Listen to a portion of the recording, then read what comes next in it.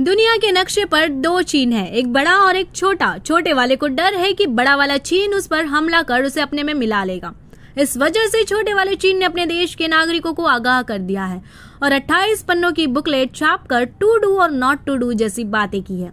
इस छोटे वाले चीन का नाम है रिपब्लिक ऑफ चाइना, जिसे आम भाषा में ताइवान कहा जाता है, और बड़ा वाला चीन है पीपल्स रिपब्लिक ऑफ चाइना, जिसे आम भाषा में चीन कहा जाता है। इनके बीच का झगड़ा क्या है और कैसे 1949 के बाद से चीन ताइवान को अपने कब्जे में लेने की कोशिश करता रहा है, इसको सिलसिलेवार ढंग से समझने की कोशिश करते हैं। और कोशिश करते हैं ये समझने की कि इतना छोटा सा द्वीप पूरी दुनिया के लिए इतना अहम कैसे है कि अमेरिका जैसा देश भी इसके लिए चीन से भिड़ने को तैयार है। इस कहानी की शुरुआत होती है साल 1945 से। 1945 में जब अमेरिका ने जापान के दो शहरों नागासाकी और हिरोशिमा पर परमाणु बम गिराया तो दूसरा विश्व युद्ध खत्म हुआ। इसके साथ ही जापान की बादशाहत भी खत्म हो गई और चीन एक आजाद मुल्क बन गया।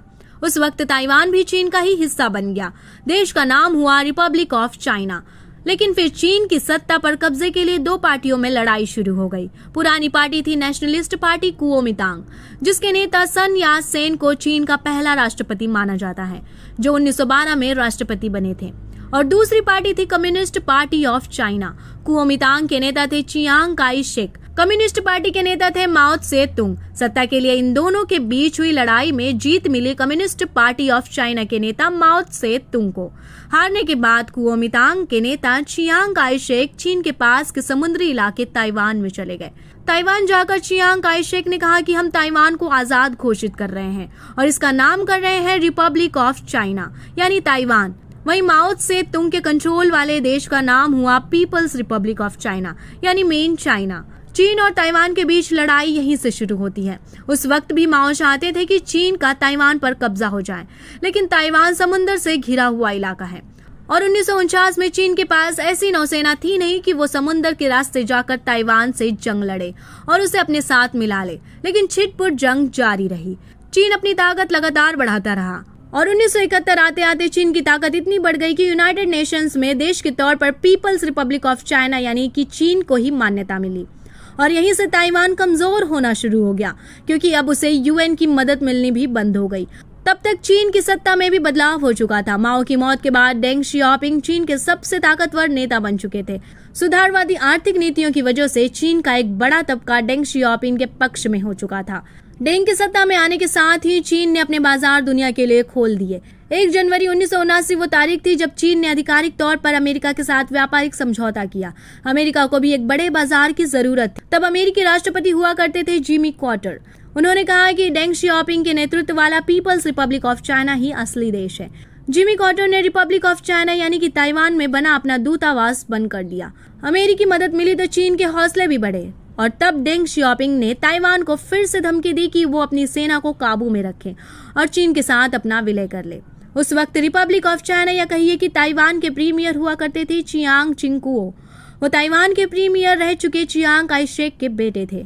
उन्होंने चीन के प्रस्ताव का कोई जवाब नहीं दिया। चीन ने भी उस समय कुछ नहीं कहा, बस वो अपनी ताकत में लगातार इजाफा करता रहा। वहीं ताइवान के इतिहास में 1986 वो साल था जब एक और पार्टी स्थापित हुई। उस पार्टी का नाम था डीपीपी, पूरा नाम डेमोक्रेटिक प्रोग्रेसिव पार्टी। मकसद था मानवाधिकारों की रक्षा करना और साथ ही ताइवानी आइडेंटिटी को कायम रखना। उसने कहा कि ताइवान चीन का हिस्सा नहीं है बल्कि एक आजाद मुल्क है। 1990 से 1991 में ताइवान में हुए चुनाव के दौरान डीपीपी ने इस मुद्दे को जोर शोर से उठाया, लेकिन वो चुनाव जीत नहीं पाई। 1992 में चीन और ताइवान के प्रतिनिधियों ने हांगकांग में मुलाकात की थी। शांति बहाली की कोशिश की बात हुई थी, लेकिन समझौता अंतिम रूप में नहीं हो पाया।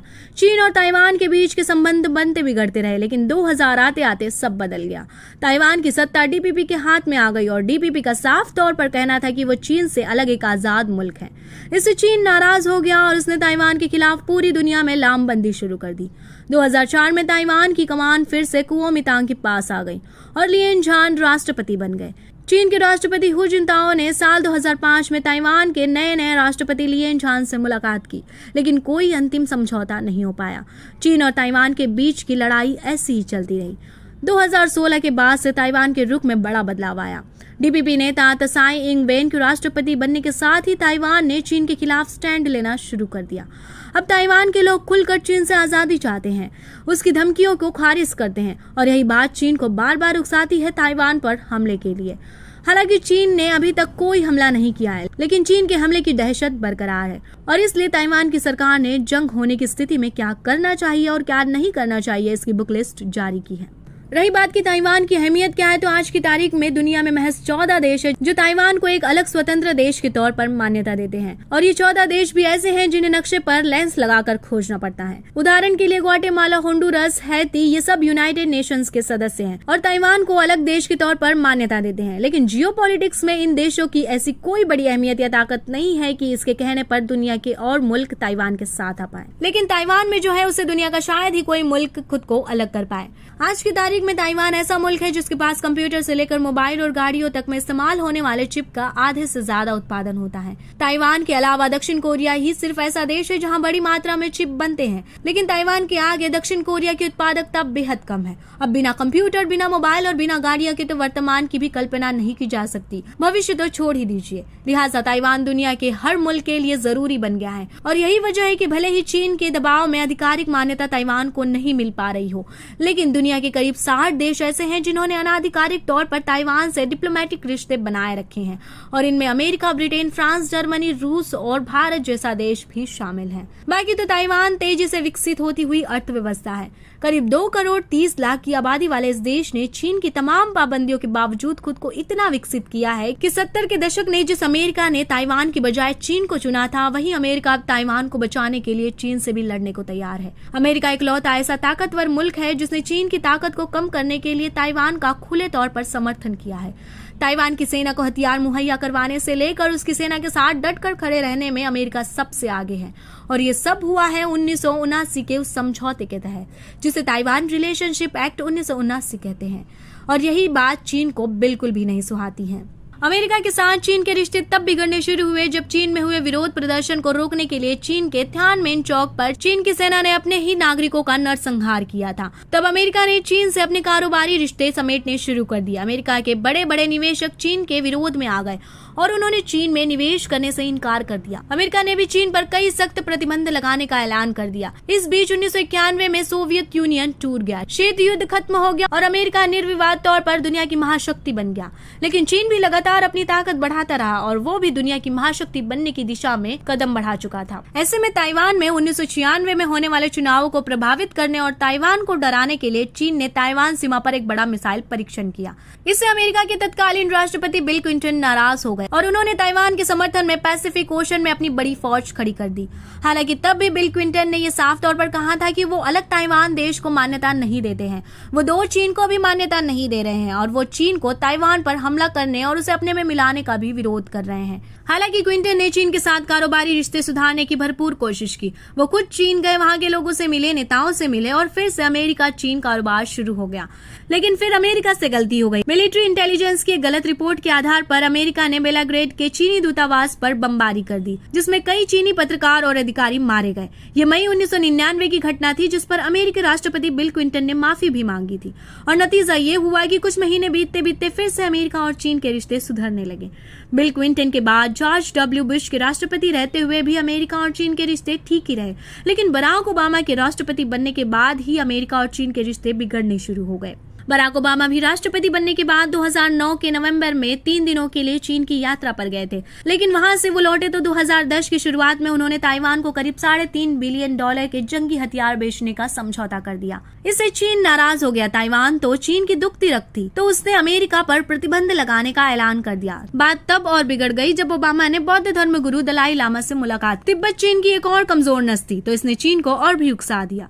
लेकिन फिर नॉर्थ कोरिया के बढ़ते परमाणु कार्यक्रम को रोकने के लिए चीन और अमेरिका फिर से साथ आ गए। लगा कि रिश्ते पर जमी बर्फ पूरी तरह से पिघल जाएगी। ओबामा ने तो चीन की वन इंडिया पॉलिसी का समर्थन कर दिया, जिसमें ताइवान को चीन का हिस्सा माना जाता है। तिब्बत को भी ओबामा ने चीन का हिस्सा मान लिया, लेकिन फिर 2017 में ट्रंप सत्ता में आ गए और उन्होंने ताइवान से बातचीत शुरू करके चीन को अपना दुश्मन बना लिया। 1979 के बाद ट्रंप अमेरिका के पहले ऐसे राष्ट्रपति थे जिन्होंने ताइवान के राष्ट्रपति से बात की थी।